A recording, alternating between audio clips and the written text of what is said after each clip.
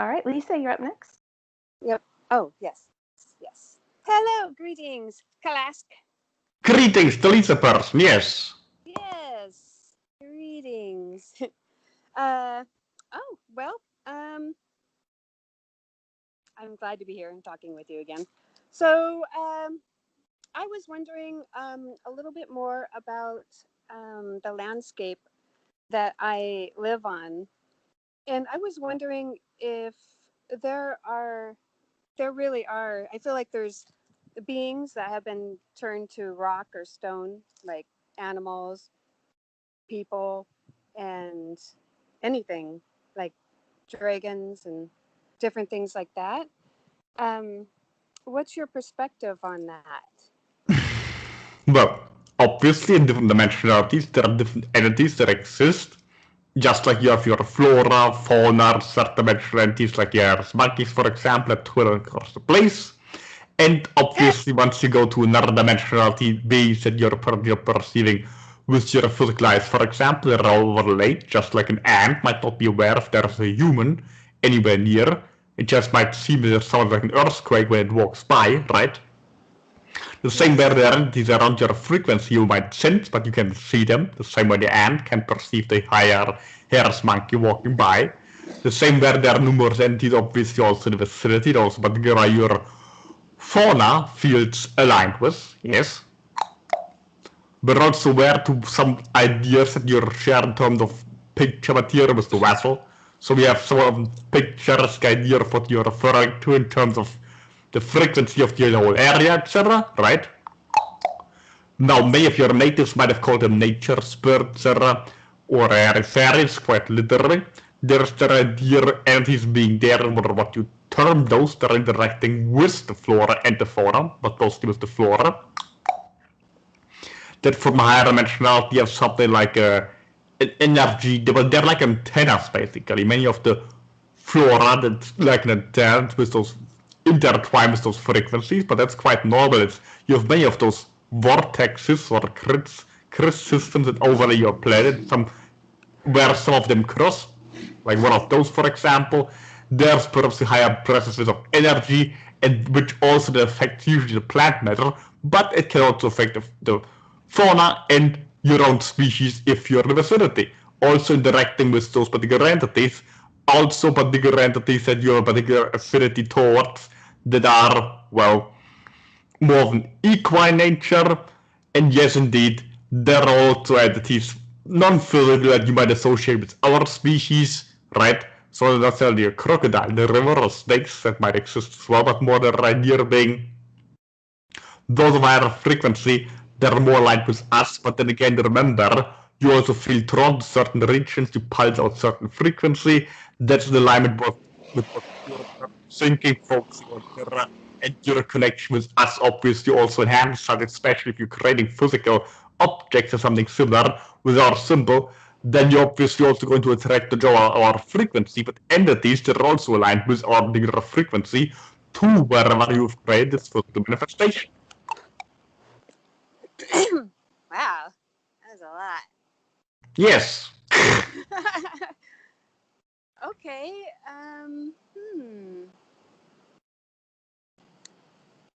Well, my whole area that I look into now is like kind of, it's vast. So, how would I like to? Yes. Yes. I require any further details. I don't know. I'm trying to think about it. Oh my god. Okay, so first, how about the mountains and hills? Are they created with other people that have been turned to stone? We're aware of this theory. Your Earth has been terraformed numerous times in your past, right? Okay. What you call such. So it's not necessarily people have been turned to stone, but yes, in some cases, entire regions have been turned to stone, or also simply turn to ash. As we shared Right. previously, similar warfares happened on your planet in your so-called ancient past, particularly on your country as well, right? Mhm.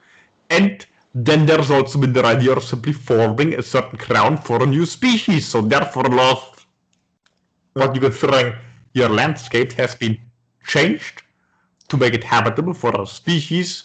Some also just overtake what others had created, change it to something different, etc. And some of those things have indeed piled up to rocks, and some of it has indeed, well, been pressed down in valleys. So some of it is naturally formed if you wish, but your planet, of course, also a conscious entity, your Gaia, whatever you call her, right? And Yeah. also, so it depends, the difference between natural and artificial is quite smooth, right? The Yeah. transitioning part is malleable, depends on the definition. Right. Yeah. I'm getting that. Okay, so while I think about something, did you want hydrate? Yes, a great idea. Okay.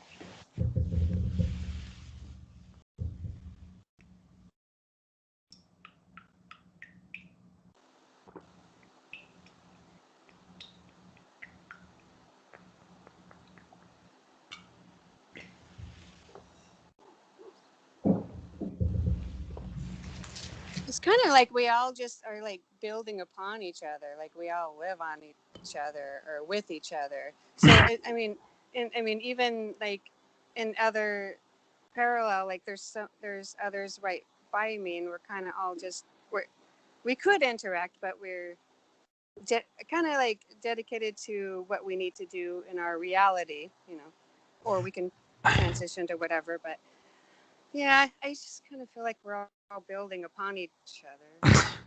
You are interacting all with your all of the time, you can't stop it. Yeah. Energy is permeating everything. Again, to us, the willpower, the strength to drive forward, energy, if you wish, where air refers but call it love, but you don't necessarily think it's what you associate with the term, and the idea of it being, well, just nicety, etc. Usually what you associate more with love, therefore Yeah. personal power, the will to strive forward, which also can be more destructive or creative, depends, it's a better term. But again, those are all words from your language, so we're just using them appropriately what you would consider as such. Now, you are, however, all interacting with this frequency or what you earlier would have called such that permeates everything all the time. It just depends if you're consciously aware of it or not. Yes. And if And you that's ground in your reality fine. or not. Yeah, and depending on what you're wanting to do, I suppose in your story, in your Somehow, time. yes. Yeah. Um, Besides Kalask and other Yes. reptilian energy assisting me in quite a few ways here, the equines have seemed to be they are helping as well. Because their their energy is really big here, and it's one of the where I could touch physically or be physical face to face with, and their energy has been helping again. I disconnected from them for a while, coming back to that, and that's been helping uh, with empowerment and being able to be in my body well with them, because some of them are pretty wild, you know, compared to your Yes. size. So Not compared to ours, but we're where you're referring to, and we had our run-ins with some of them quite a few times. Also with the kitty cats in conjunction. They perhaps have a better relationship to them than we did. yeah. But then again, we had a warlike situation with most of those species, including those. Hmm. Yeah. Interesting. Yes, they're also quite warrior-like. We give them that, yes. Yeah. Yeah. Interesting. I am integrating or incorporating quite a few energies in me here, and it's balancing them out is something, but yeah, it's quite wonderful. There's quite a few. Um, Yes. Yeah. Okay. So, is there anything that you would like to exemplify on, or Exemplify. Well, for or example, yes. yeah, go ahead, or talk with me about, or say at this time. Well, being in touch with your nature is certainly a great way to get both grounded whilst be more in harmony, perhaps without necessity of engaging in conflict, right? Yes. So, many of your species your planet have already gone extinct. Some more might as your species crosses further and it goes extinct itself. But the more you're still interacting with what's still left of your flora and fauna on your planet, which is quite rare. There aren't that many planets on the third dimension at least have this quite variety of different species. So therefore, you can also tune to this very precious gift that you have on your planet, that you have the possibility to interact with, and not just get energy from being there, but also exchange energy with both flora, fauna, or the equines, for example, if you wish, right? Yes. And in this case, it's not just a process of one side to the other, it's in both directions. So being in open nature where you are certainly helping you with grounding first and foremost, right? While still making it possible for you to reach what you were still call airy frequencies, right? Yeah. There's likely also at the precipice of where we can meet to some degree, energetically, is the closest idea of what you might deem on your planet airy or a fact that gets close enough to what we would suggest as constructive and good, is the direction with nature and what you would perhaps consider environmentalism. In many ways, we are simply a radical environmentalist, right? Yes. So therefore, our protection of any particular planetary body is essential, not necessarily individual life forms. For example, if there's many beings of a certain species that die in a horrible war or they die in a fire, etc., we don't have this sensation of like empathy, as you're calling such, and we feel their pain, etc. But for entire planetary body, if, for example, your bees would go extinct or birds, that would be a catastrophe, right? Because that would damage the entire ecosystem as a living entity, right? Yes. That would, for example, be a point where we would consider interference to some degree in order to keep the ecosystem intact. We understand that the difference to some other species, including the cats, etc., they have more of a preference towards individual entities that also have life in terms of units of life, more life itself, and more the idea of empathy, the idea of empathizing with individualities that are suffering or thriving. We have a perhaps more neutral approach, and we understand many beings in your world are pain in your heart reach when you consider the possibility of entities being inflicted pain individually, not just the idea if the species goes extinct, it's bad, or if a person that I'm closely connected to dies, then I can no longer get the benefit from interacting with a person, that's negative. But that you have pain, that you have empathy, and you're feeling the loss of somebody, or the joy of someone who's doing great, you're just considering, oh, well, there's the leader of my current military squadron, and this person's just achieved victory for all of us. This is direction, so great that this person is happy right now. It perhaps means that we just achieved victory in a certain strategic position. That's great.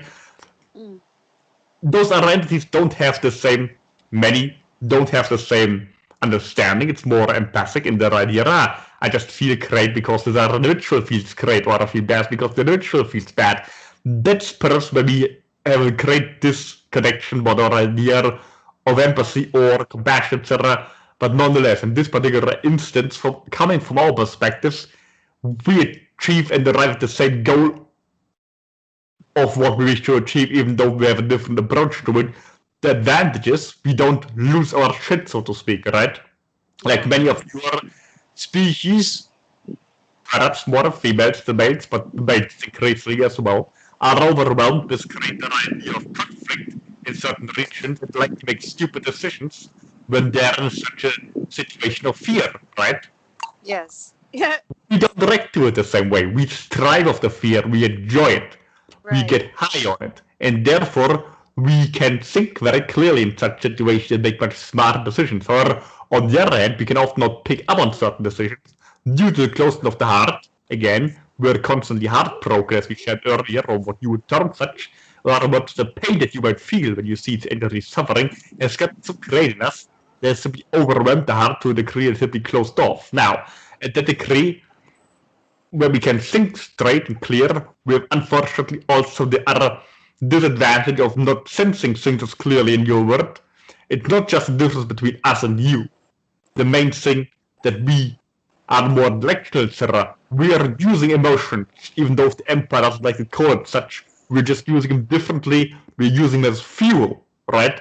We never let them overpower us, but positive emotions that you're calling such, lovey-dovey emotions, right? Those are the ones we always closed off, and therefore we don't get engaged in the airy-fairy feeling, compassionate sensitive entities, and therefore often don't sense certain things. We don't have an efficient radar, so to speak, that picks up everything and vibrates at this frequency. Only a radar, like a sonar, for example, that picks up a certain frequency that's being transmitted to a certain substance, right? Like water. So, as a metaphor. So therefore, it's also the reason we are interacting with your species to see how you are interacting with this frequency that we are sharing, which is usually not very hard-based, right? And observing how you can possibly interact with this frequency, so we, from the other perspective, can understand how to incorporate this particular frequency and you have such an overabundance that you can control it. Yeah. So there was an experience I had. Something devastated had happened in an area, and it was completely locked down. But we decided to go. My boyfriend and I decided to go through it anyways, and we had military. Just people were watching. So I'm all hesitant and having a difficult time a little bit because he was just going faster, but he's like, I got it, we're going to do it. And I'm like, I know, I was still, but I still, I did it too. I mean, I was there, but I can see how, yeah, when, especially if you're me being hesitant and stuff at certain areas and not using it as fuel, it stops me from being in the now moment so that I can make the best decisions. Always remain grounded in the now moment and do whatever seems the correct thing to do. Yes. Yeah. And we understand you have a certain nervousness about your military projects, so we cannot quite understand fully, because remember, in our culture, everybody is in the military to some degree. Yeah. So we don't have any civilians. Yeah. I am incorporating this. I'm like really looking into this, and I was wondering about that too, because I mean, I'm connecting, I feel connected, and I'm finding different bases and different things like that. I was just on your perception, am I doing okay with staying alive? Very well. Compared to most of your species, very well. Yes. Yeah, that's great. And also I think what helps is I'm enjoying it. It's not so I'm to expose anybody, but I'm just figuring things out and I'm enjoying it. And yeah, I mean, because it is my shit. It's my stuff, Yes, indeed. And you also need shit, right? Yeah. For plants to grow. Yeah. Fertilizer. Exactly. Okay, this is great. Okay.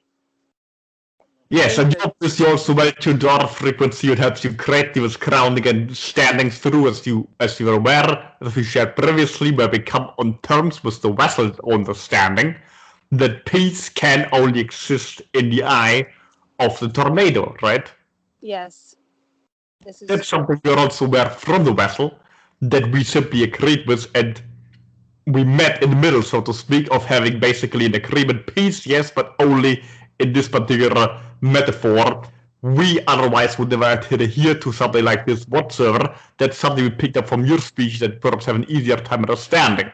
And you seem to be quite comfortable in that space from what we can tell. Yes. I do like the eye of the storm, because really the storm is us.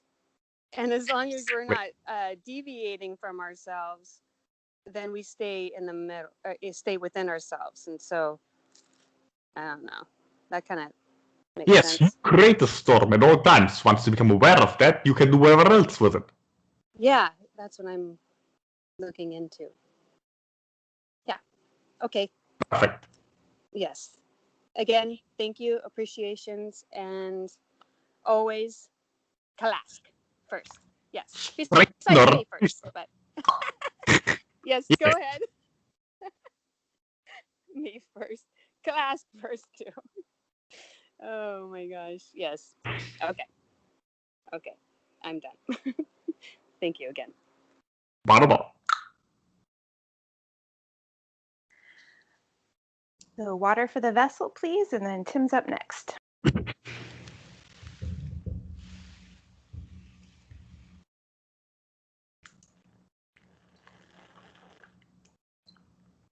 Testing, testing, testing. Can anyone hear me? Your mic's a little low, Tim. Okay. Speak closer. Yeah, that's better. Okay, I'll just have to do this. You'll just have to get close to it. Yep, thank you. Wunderbar. Strength and honor, KALASK. Critic. In person. Yes. Yes, nice to hear your voice again. Just the vessel's voice with us intonating it. Correct. Yeah, okay. So, is there anything you want to say first? I always like to hear your words of advice. Yes, you're a little bit scattered in your frequency, right? I'm a little bit what? Scattered. Yeah, a little bit more, definitely. Yes, it also comes out in your idea of not speaking up clearly, your microphone issue, etc. Right. Your throat chakra could reach some alignment, adjustment, right? Correct. Is there something you're not expressing clearly, then do so. Expressing clearly in what manner? In general, what you're radiating out, what you're communicating with other entities, with us or others here, or other here of monkey, etc. in New World, wherever, there's always a